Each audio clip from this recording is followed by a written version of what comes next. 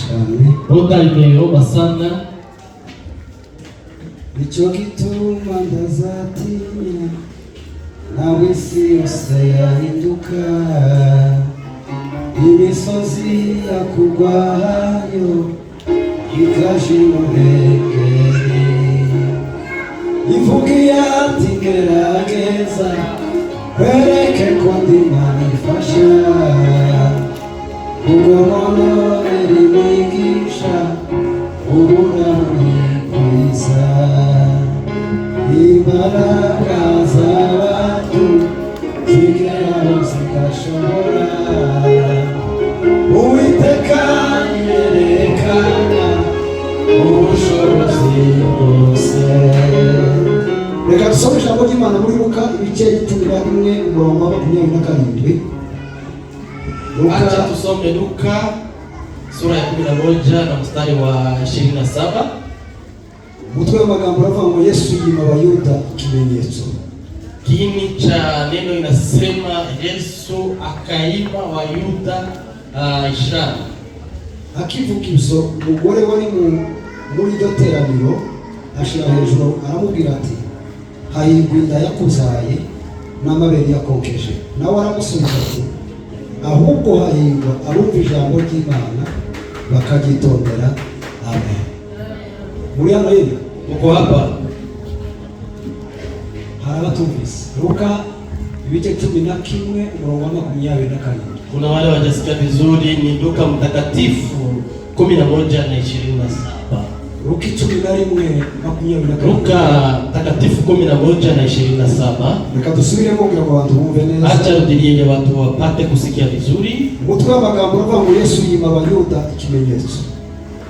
Akivuga ibyo umugore wari muri iryo teraniro ashira hejuru aramubwira ati hahirwa inda yakuzaye n'amabere yakokeje. Nawe aramusubiza ati ahubwo hahirwa uwumva ijambo ry'Imana bakaryitondera. Amen. Twebwe ijambo rivuga ngo nta kimenyetso Imana irakora. Tutaongea neno ambalo nasema bila ishara Mungu anatenda. Nta kimenyetso wabonye bila kuona ishara, bataguhanuriye ngo bakubwire ngo Imana ivuze gutya, bila kukubi ama kunabii, amasezerano Imana yaguhaye yarateze gusohora, ahadi ambayo umepewa na Mungu kama imekaa kutimia, inzozi warose utahariwo n'icyerekezo cyazo, ndoto ambazo umelota upate maelekeo yao, Imana irakora. Mungu anatenda. Nta kimenyetso wabonye bila ishara ambayo umeona, Imana irakora. Mungu anatenda. Biblia yavuze ngo Yesu yima Abayuda ikimenyetso. Biblia imesema ya kwamba Yesu akaima Wayahudi ishara. Abayuda bari basetinze mu bimenyetso. Wayahudi walikuwa wanataka sana maishara. Bari basetinze mu kubona Imana yakoze igitangaza bakabona kwisi. Walikuwa wakiamini wakipata ishara wakiona ishara. Niyo mpamvu Yesu yaje kuba ibimenyetso. Ndio maana Mungu amewaima ishara hizo kugira ngo bizere Imana, nuko Yesu yagombaga gukora ikimenyetso bakakibona bakabona kwizera. Ili waamini Mungu, ilikuwa ya kwamba Mungu apee ishara ili wapate kuamini. Ariko ubushake bw'Imana nuko twizera Yesu igihe cyose. Iyo ukora igitangaza atogikora tugomba kumwizera igihe cyose. Lakini makusudi ya Mungu ili kila mtu apate kuamini Yesu bila ishara. Hari indirimbo ya Israeli Mbonyi ivuga ngo, kuna nyimbo ya Israeli Mbonyi ambayo napenda sana, ambayo inasema nitaamini bado we bado nitaamini ulichotenda nami Yesu we bado nitaamini ukiniponya Yesu we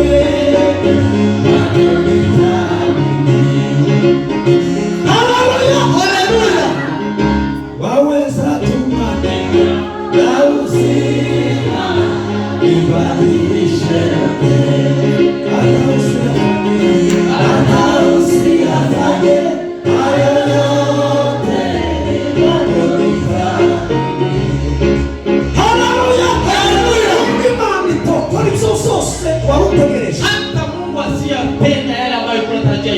tugomba kwizera kuko ari Imana. Lazima tuamini ya kwamba Mungu Nta kimenyetso wabonye, bila ishara ambayo umeona, nta gitangaza wabonye, bila miujiza ambayo umeona, amasezerano Imana yaguhaye, ahadi ambayo umepewa na Mungu yaratinze gusohora. hata kama imekaa kutimia. Inzozi warose, Ndoto ambayo umeota tukizirota, hauote tena ndoto hizo. uri muri zone nete, Katika mahali ya mchanganyiko, uri ahantu ucanganyikiwe, uko mahali ya mchanganyiko, wawe wibaza ngo ese biragenda gute, mahali na viswali nta taenda, kimenyetso mbaye mbona, mbona sipate ishara? n'ivyo Imana yambwiye ko nabitegereje nawe Sasa maneno nimeambiwa na Mungu nimetarajia wabirije usigiye simbona ivyo nshaka, hata nimefunga, lakini muri ico gihe ngomba gukora iki?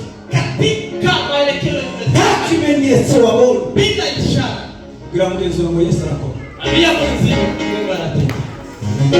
Wewe wanguye mw'isoni, wumvise urusega rwanje, ugiye kama icyo nasaze. Yesu arakora, Yesu arakora, n'ukuri arakora, n'umutarasubiza umuntu umutima. Yesu arakora. Haleluya, haleluya. Nta kimenyetso wabonye, Bila ishara ambayo umeona, nta gitangaza wabonye, bila miujiza ambayo umeona, Yesu arakora. Yesu anatenda. Yesu wari mu bugenzi bw'ivugabutumwa, Yesu akiwa katika msafara ari wa Injili, iteraniro ry'abantu benshi, akiwa katika umati wa watu wengi, wahaye akora ibitangaza n'ibimenyetso. akifanya miujiza kubwa sana, Abantu benshi bakomeje kumwizera kubera ibitangaza. watu wakiendelea kumwamini kwa ajili ya miujiza.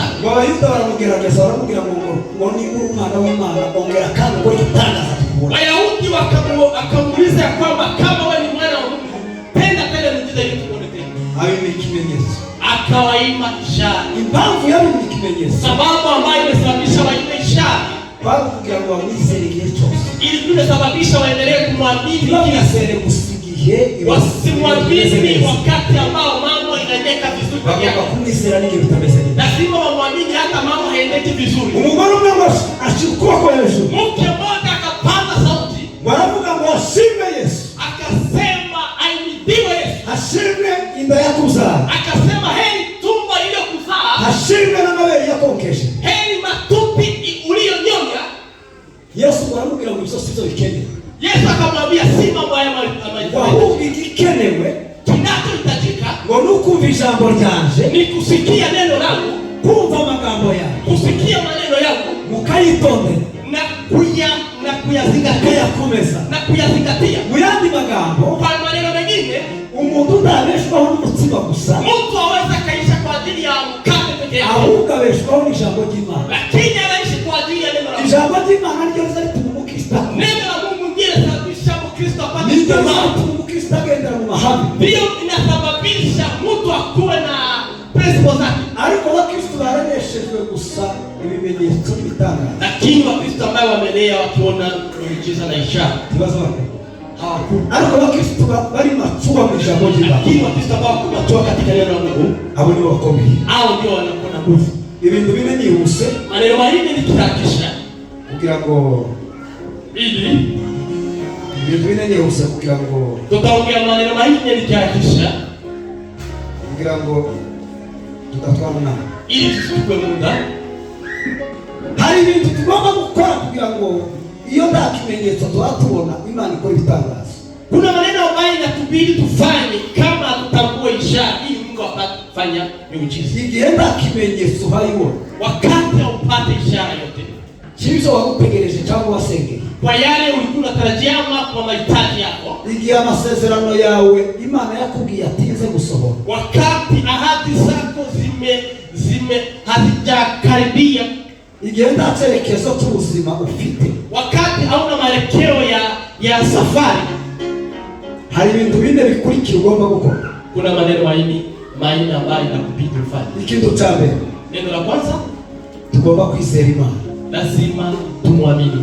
tugomba gucomeka imitima yacu mu kwizera Imana. Lazima tuconnecte mioyo yetu. Iyo wayibona ibintu bitabicamo neza, Ukiona mambo haiendeke vizuri, mu gitabo cy'Abaroma ibice 8:28. Katika kitabu cha Warumi haravuga ngo tuzi yuko kubakunda Imana ngo zose bifatanyiriza hamwe kutuzanira ibyiza. nasema ya kwamba tunajua ya kwamba kwa wale wanapenda Mungu mambo yote yanaambatana kutuletea mambo mazuri.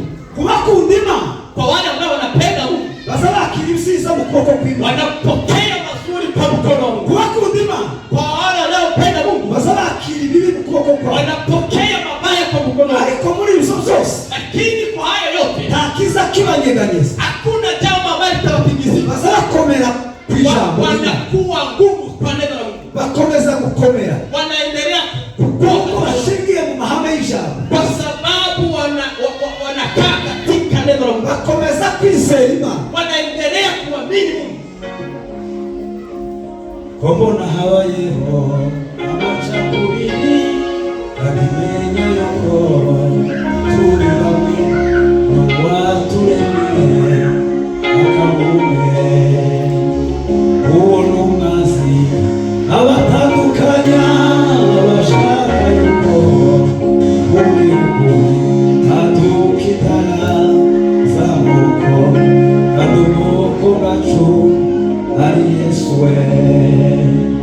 Ikibabaje nuko abakristo bivanze nabo mu moko kandi ubwoko bwacu ari Yesu. Haleluya! Kwizera Imana muri ibyo byose, Lazima tumwamini Mungu katika mambo yote, na muri iki gihe duhura n'ibyago bitandukanye, hata katika nyakati ambazo tunakumbwa na zo kubura abantu, ya kukosa wandugu, tugomba kwizera Imana, inatubidi tuamini Mungu tugatomeka ibyiringiro byacu, ili tukonekte imani yetu kwa Mungu. nubwo abantu bopfa bakadushiraho.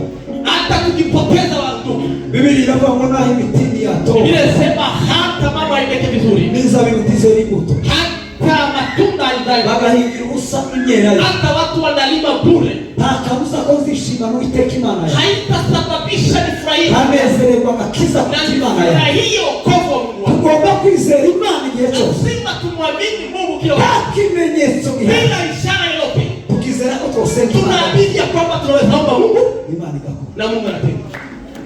Haleluya! Haleluya! Icya kabiri, Neno la pili, Bwana asifiwe. Bwana Yesu asifiwe. Muracyari hano? Uko hapa. Icya kabiri Neno la pili ni ukudacika intege, nisipokukata tamaa, ni ukudacika intege mu buzima. usipokukata tamaa katika maisha. Iyo nta kimenyetso wabonye, Kama hujapata ishara, wategereje Imana igihe kinini ukayibura, umetarajia Mungu muda mrefu na umekosa, kandi kujya Imana ntibakure na utanga. na Mungu haiko mbali na wewe, Imana iba hafi cyane. Mungu ako karibu na wewe. Nuko ngihamagara imbabazi ziwe zitaba, naragira icyo mvuga zirampobera, ziti ngwino usange mutima nkunda cyane nakubabarire. Nubwo ngihamagara imbabazi ziwe zitaba, naragira icyo mvuga zirampobera, ziti ngwino usange mutima nakubabarire. Haleluya! Haleluya! Imana ntibakure, Mungu haiko mbali na wewe, Imana iri kumwe natwe igihe cyose. Mungu ako karibu na sisi kila wakati. Niyo mpamvu mu buzima tutagomba gucika intege, Ndiyo maana katika maisha usikate tamaa, kuko iyo ucitse intege Satani aragufata. kwa sababu ukikata tamaa huwa shetani anakushika. Ubushake bwa Satani Makusudi ya shetani ku mwana w'umuntu kwa mwanadamu ni uko acika intege. ni ili akate tamaa, Iyo umuntu acitse intege, na mtu akikata tamaa, Satani zimufata shetani anakushika, akamufatira mu maganya, anakushikia katika manung'uniko, akamufatira mu bitekerezo bye. anakushikia katika mawazo mengi. Ariko Biblia inavuga hano Lakini Biblia inasema hapa muri Yesaya katika Isaya 40 40 umurongo wa 27 na 27 haravuga ngo yewe Yakobo Isiraheli we, nasema Yakobo Israeli, ngo niki gituma wiganira nini inakupasa unungunike ukavuga ngo Uwiteka ntareba inzira zawe, na unasema ya kwamba Mungu haangalie njia zako, kandi uzabe Imana yawe urazirengagiza, na tena mambo yako Mungu hajali nayo. aravuga ngo se ntiwari wabimenye? Anasema ya kwamba je, hautatambua? Ntiwari wazumva? Hautasikia? Uwiteka Imana ihoraho, Mungu mwenye uwezo, umuremyi w'impera z'isi, muumba wa dunia, ntirambirwa, haichoke kamwe, ntiruha, haichoke, ubwenge bwayo ntiburondore, akili yake haiwezi katika. Niyitege abaranga. Anasema ya kwamba yeye ndiye upa Mungu ambao kandi utibashije zimwongeramo imbaraga, na yule hana nguvu umutia nguvu. ngo abasore b'imigenda bazacogora baruhi, Jana wako na nguvu watatembea, kandi abasore bazagwa bose, na vijana wataanguka wote, bariko bategereje Uwiteka, lakini wale wanatarajia Mungu bazasubiza Uwiteka, watapigwa nguvu, baziruka bekunanirwa, watatembea wakatoka, bazagenda bekucogora. wataenda wakatoka. Ibyara umuntu atarambirwa, Ni siku gani mtu achoke? ibyara umuntu adacika intege mu Siku buzima, gani mtu akate tamaa? ni igihe umutima we Ni wakati roho yake, uri connected n'Imana igihe roho cyose, yake connected na Mungu, utegereje Imana igihe cyose. ambayo inasubiri Mungu. Zako yesabise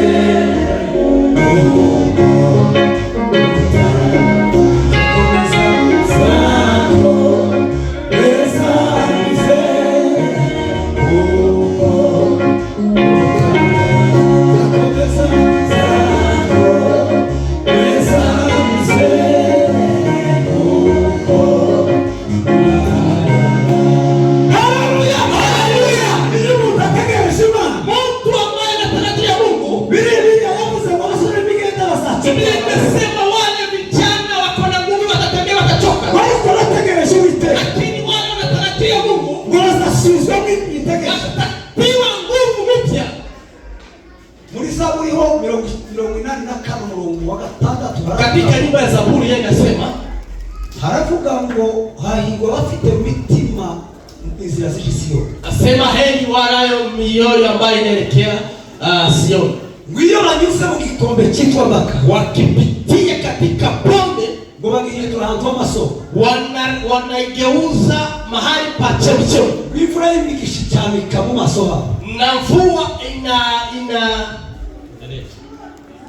ngo bagenda bagwiza imbaraga, wanaenda wakiwa na nguvu, ntibaze bacika intege, hawakate tamaa, ntibatinya ngo hari izuba, hawaogope jua, ntibatinya ngo hari imvura, hawaogope mvua, ntibatinya ngo hari umuyaga. hawaogope pepo. Iyo biri ivuga umuyaga si umuyaga w'urusaku, Biblia ikisema pepo si pepo ya kawaida, ni umuyaga w'igerageza, abadayimoni, ni pepo ya shetani. iyo umuntu ategereje Imana ntakangwa ko imvura yaguye, ntakangwa ko izuba ko Mtu anatarajia Mungu hataogopa shida tofauti, hataogopa mvua, ntazakangwa ngo ibibazo byawe, hataogopa kwa sababu ya shida tofauti. imiraba iraza igihita Rwanda kuko nubatse kwibuye rikomeye, imiraba iraza igihita Rwanda kuko nubatse kwibuye, imiraba iraza igihita Rwanda kuko nubatse kwibuye, ibibazo biraza bigahita bikagenda kuko nubatse kwibuye, imiraba iraza igihita Rwanda kuko nubatse kwibuye, ibibazo biraza bigahita bikagenda kuko nubatse kwibuye. Haleluya! Abagabo turazakangwa n'ibibazo ngo zaje, Watu waotishwe na shida ambazo zimetokea, bahora bategereje Imana gusa, wako makini kwa kutarajia Mungu, imitima yabo ihora ku Mana, na roho zake ibitekerezo byabo bihora ku Mana, na mawazo yao yanakaa ndani ya Yesu. indirimbo ziba ziraninga mu mutima, Hivyo zinakuja katika mioyo yao, ubwenge bwabo buri muri mu ijambo ry'Imana gusa, akili yao katika neno la Mungu. babategereje Uwiteka bazasubizwa. Wale ambao wanatarajia Yesu wataongezewa. Baziruka be kunanirwa, watakimbia watachoka, bazagenda be gucoka, na wataenda watakata tamaa. Bwira mugenzi wawe mutegereze Uwiteka. Yeye mwenzako tarajia. Haleluya, haleluya. Tegereze Uwiteka gusa. Subiri Mungu peke yake. Iyo mutategereje Uwiteka, ukisubiri Mungu taza kama n'ibibazo gusa, hautatishwa na shida ambazo zimetokea. aho ni igihe cyose Anaishi kila wakati ari muri network, akiwa na network nzuri. kitu cyo mukanga mu buzima, hakuna kitu ambacho kinaweza kumtisha katika maisha, kubera ko umutima wiwe uri kumva, kwa sababu roho yake iko ndani ya maisha. Ugushikamishe umutima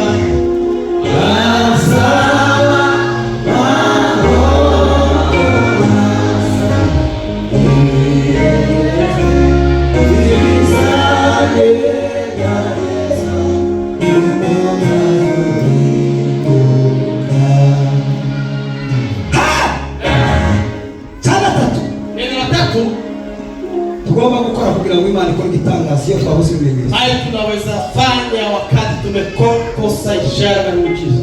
Ni ukuba mu buzima bushima Imana, ni kuwa katika maisha ya kumsifu ubuzima, kuba mu buzima bwo kuramya Imana no kwishima, kuwa katika maisha ya kumsifu na kumtukuza Mungu, ubuzima bwo kuramya Imana no kwishima, maisha ya kumwabudu Mungu na kumsifu igihe icyo ari cyo cyose, kwa wakati yeyote. ni ubuzima bw'usinzi, ni maisha ya ushindi. iyo umuntu ari mu buzima bwo gushima Imana, mtu akiwa katika maisha ya kushukuru Mungu, muri Zaburi, muri Luka ibice 12 umurongo Luka mtakatifu 17, Luka 17, Luka mtakatifu 17 umurongo wa 11 kugeza ku 19 na 11 hadi 19. Bibiliya ivuga ababembe bane bahuye na Yesu akabakiza. Biblia inasema wale ambao walikuwa wanagonjeka watu wanne na Yesu akawaponya.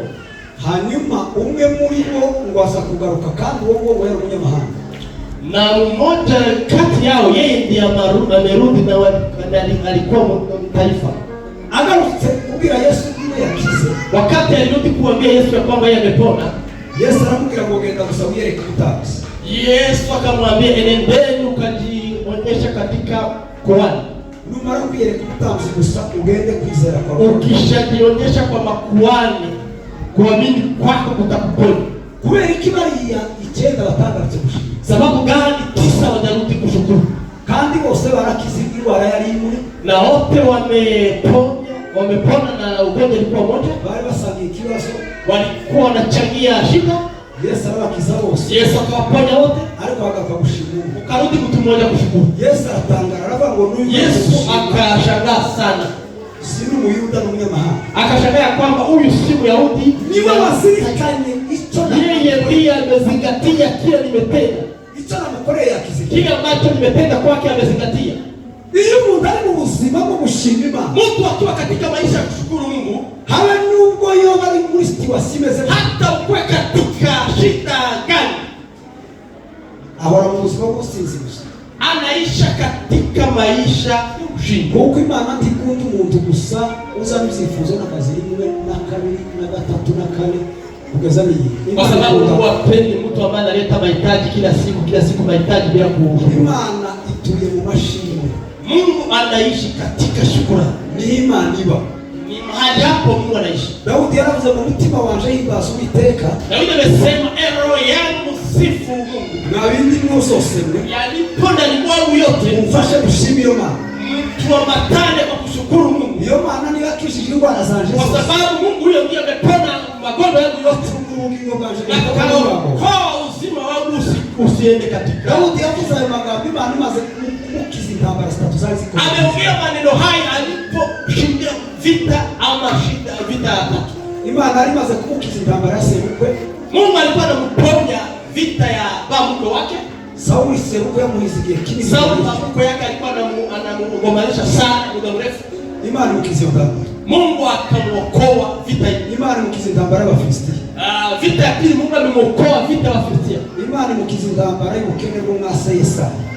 Mungu amempona tena vita ya maskini ya baba yake. Aravuga ngo mutima wanje we, ndipo kasema roho yangu mabindi mosasa mwagisomo Kwa ndani mwangu nyinyi wote nimufashe dushimiye kuambatana ili tushukuru Mungu. Niuba balilizo na kila Kwa nibazo. sababu yeye ndiye anasamehe makosa yangu yote. Ariko muzo kundima ukutubeshe ngo ndabasizimana. Tunaishi kwa ajili ya rehema ya Mungu.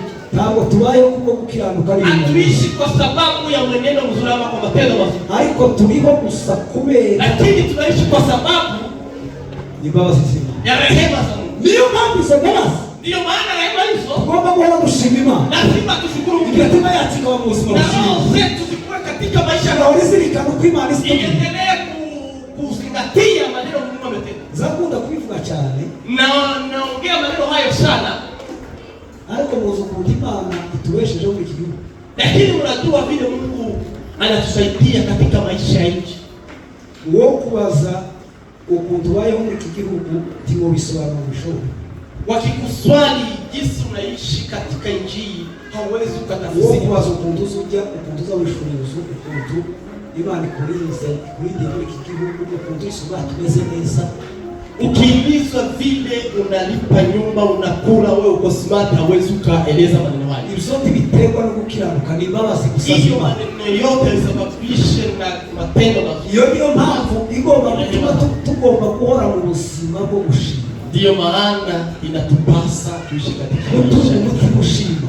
kuwa na roho ambayo inashukuru. Icya kabiri cyo gushima Imana, Neno la pili katika kushukuru Mungu, ijambo Yesu yabwiye mubemba aramubwira ngo genda wiyereke umutambyi. neno ambayo Yesu ameambia mgonjwa, akamwambia nendeni ukajionyesha katika mkoani.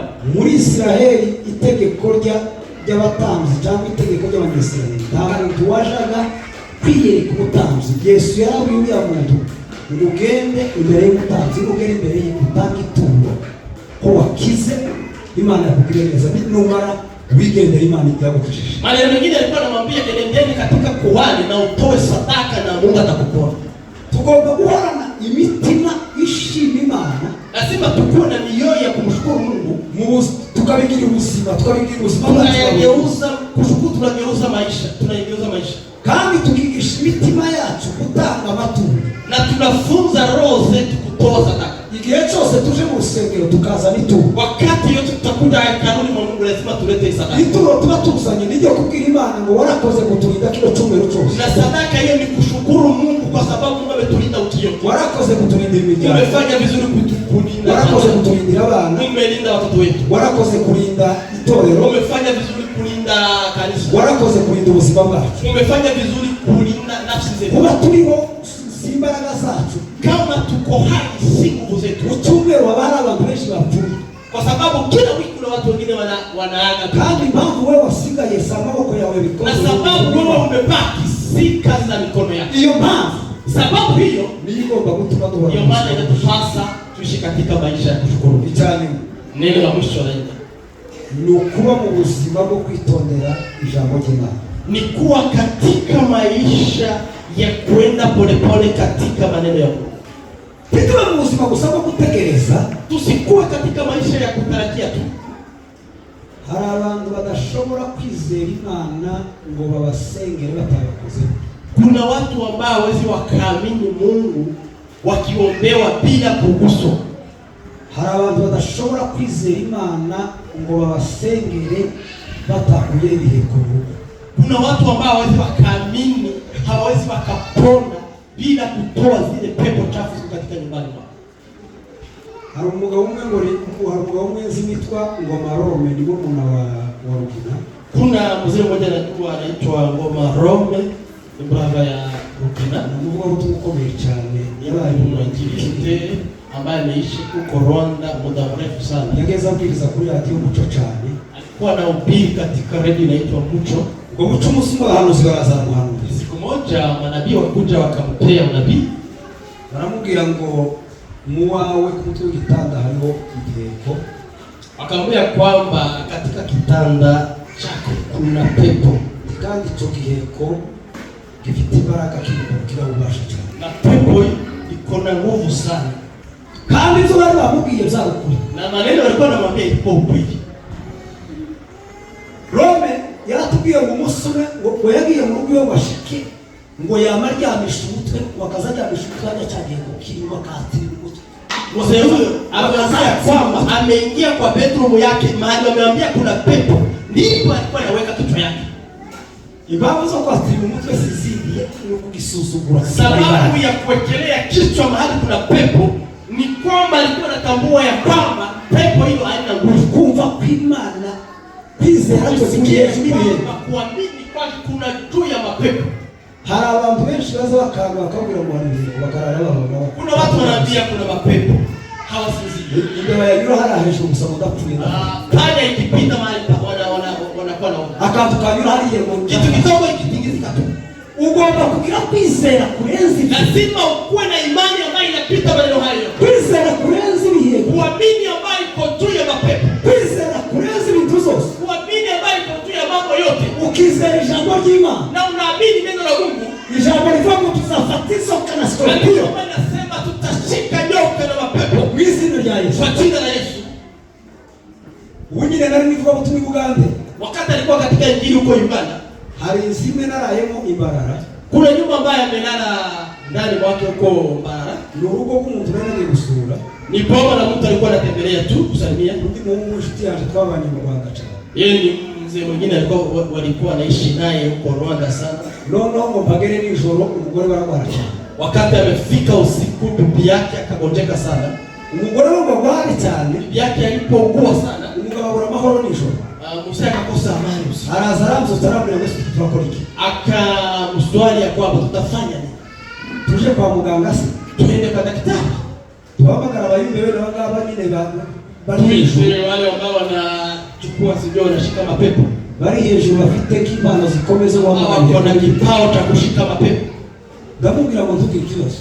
Akamwambia kwamba usipeke. Kubera ko naraye hano mu wabo. Kwa sababu yeye amelala huko. Umugore wawe arakira na mke wake atapona. Kubera ko ndi hano gusa. Kwa sababu niko hapa. Turamusengera ijoro, tutamwombea usiku huu. Tumujana kwa muganga au tumpeleke kwa daktari. Kandi ntabandi bari muhamagara. Hakuna utaita. Jewe ubwanje.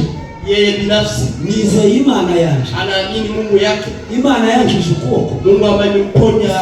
Imana ako na nguvu zo gukiza umugore wawe. Ako na nguvu ya kuponya mke wako. Reka kupanika. Acha wasiwasi na utulie. Reka kuja heshima. Acha wasiwasi na utulie. Itondo umugore ndachana. Na utulie Mungu. Ndamusengera. Akamwombea. Turatarama muri iryo joro. Wakafanya makesha. Ndamusengera. Wakamwombea. Bwakeye mu gitondo. Asubuhi umugore yabaye muzima. Amepona. Kandi sinamusengera umuhamurire mvuge ngo shakarabanga malanga.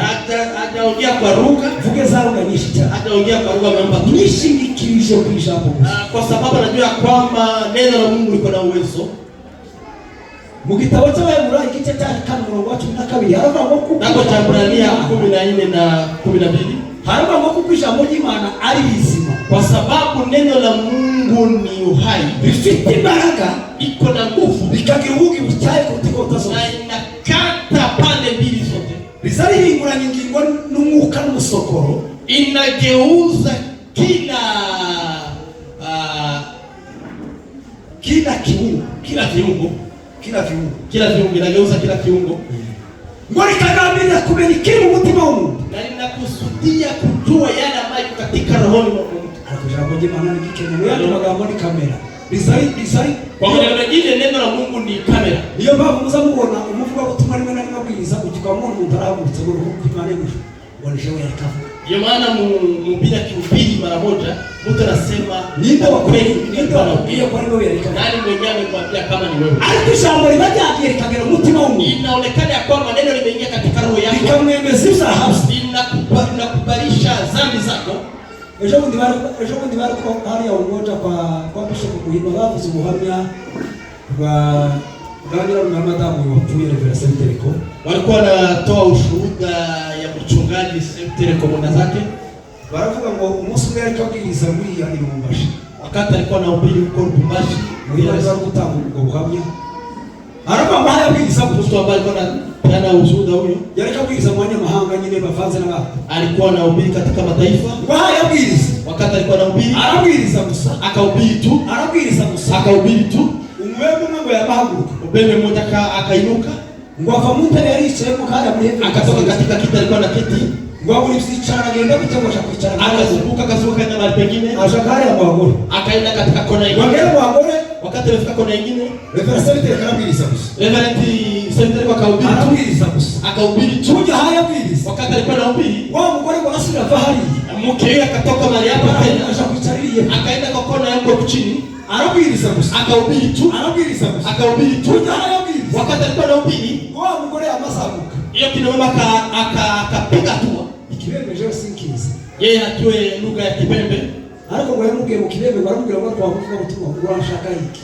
Akamwambia kwamba mnenaji unatafuta nini? Ushaka unatafuta nini kwangu? Why ukiriza kabla maho? Mbona unahubiri na kosa amani? Na usisi chana. Ukihubiri hata na shimo la kaa. Wewe kusohoka. Nimeshindwa hata kutoka. Na usionja. Nimekosa mali ukiriza kumfanisha wavuga. Ukiongea nasikia ukiriza kumfa vituko. Ukiongea na jinsi woga mingi sana. Impamvu ijambo ry'Imana ni kamera ryari yamukoseho sababu neno la Mungu ni kamera sio nyine rishambulia ibintu byiwe limemugusa likashambulia maneno kwake. Umuntu abura amahoro birangira mtu akakosa amani. Birangira yakiriye Yesu mwami mukiza ukigo. Na finally akapokea Yesu.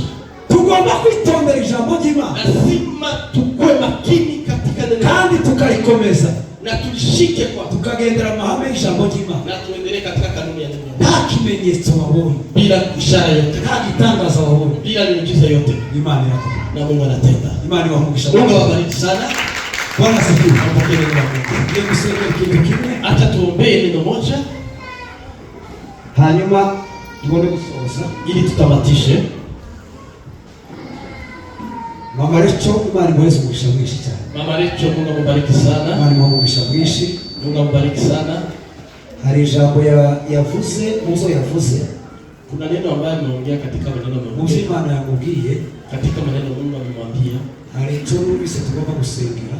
Kuna kile ambayo nimesikia lazima tuombee neno hilo. Yavuze ngo hano mu rusengero rwa abageni batatu. Sema ya kwamba hapa kanisani kuna watu ambao wanatayarishwa kuhama ama kuaga dunia. Imana yerekanye kitu. Ikiwa Mungu anaonyesha neno, ibishaka ngo abantu bagisengere tikimo. Akona makusudi ya kuombea neno hilo ili jambo hilo litendeke. Nicho bisobanuye muri iki. Ndio utafunua ngani ukibaza wacha ngo ibuye libonetse tirimo kicishe isuka. Na disi ambayo wanasema ya kwamba jiwe ambayo imeonekana haiwezi karibu jembe. Imana ifuze ngo hari abantu batatu bagiye kwitaba Imana. Sema ya kwamba kuna watu watatu ambao wataga dunia. Ariko musengi. Lakini muombe. Ibivuze ngo ni musenga. Nasema ya kwamba mkiomba Imana ishobora guhindura iyo gahunda. Na Mungu ataweza badilisha mpango hiyo. Kuko Mama Recho by'Imana yamweretse. Kwa sababu maneno ambayo Mungu amemuonyesha zenda n'ukuri. Inawezekana ni kweli. Ariko Imana yashatse kutubwira ngo tubisengere tibibi. Lakini Mungu amependa kutuambia kwamba tuombe maneno hayo. Kuko tukeneye kuongera gufasha umuntu hano muri kabisa. Sababu hatupende tena madhara tena. Urupfu titubanze. Atukatae kifo. Twese nyozi yatulimo. Sisi wote tutapitia njia hiyo. Sisi wote tutafariki. Na uzosiga. Hakuna mtu mmoja atafariki. Usibye Elia wagiye mu ijuru adapfa. Elia ambaye ameenda mbinguni bila kufa. Na Enoki. Abandi bose tuzanyura mu wengine wote tutapitia katika njia ya ariko nzambi Imana izerekanye. Lakini sababu Mungu ameonyesha kugira ngo twinginge Imana ni kusudi tupate kuomba nimba nabo bantu nubwo baba badakiranutse. Japokuwa hata watu wao si waaminifu, nubwo tutazi impamvu zatuma Imana ibatwara, hata kama tujue sababu ambazo zinasababisha Mungu apeleke, birashoboka ko impamvu zotuma Imana ibatwara ari ibyaha byabo. Inawezekana ni dhambi, cyangwa birashoboka ko ari ubushake bw'Imana, ama ni makusudi ya Mungu, cyangwa birashoboka ko ari impamvu tutazi, ama ni sababu yote ambayo tukatambua. Ariko impamvu Imana izerekana, lakini sababu ambayo Mungu ameonyesha ni kugira ngo tubisengere, ni kusudi tuombe maneno hayo. Ibyo ngibyo bihagarare, maneno hayo ikome. Reka dusenge, acha tuombe, hanyuma tuze gusoza ili tamatishe kuko umwanya wawe, kwa sababu muda Mwami Yesu Kristo. Baba, tunasema Biblia inakwambia tutegwa n'ibyaha, tukuze, tugategwa n'ibyaha, yako atimize, tugategwa na mugiga, tunasema ni asante, tugategwa n'ibyaha bitandukanye, ariko tukaza imbere yawe mu nzu yawe yitiriwe izina ryawe, uwo nidupfukama tugasenga bavuze ngo uzukuri mu ijuru udukize kandi udukirize igihugu mu izina rya Yesu Kristo. Turapfukamye mwami Yesu, turavuguruza zino ncu mu izina rya Yesu. Aba bantu niba ari ibyaha bakoze ubababarire mwami Yesu, ubashe kubababarira, ubashe kubeza, ariko ugarure ubuzima bwabo mu izina rya Yesu.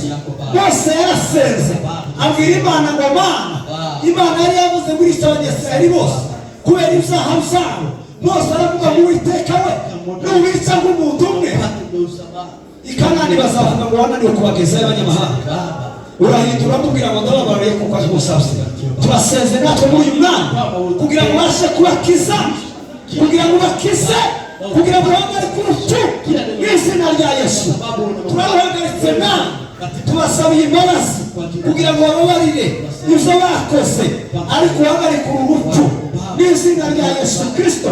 Imbaraga z'Imana zibashe guhagarika uru rupfu mwami, turaze mu izina rya Yesu.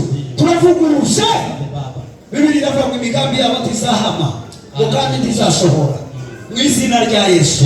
Turavuguruje mwami, turahagaritse, turanze mu izina rya Yesu. Ubuzima bwabo buri maboko yawe, ushimwe kuri Imana izi twumva kandi gakora. Habwe icyubahiro kubikoze mu izina rya Yesu. Amen. Amen. Reka mube hasi dusenge dusubiza.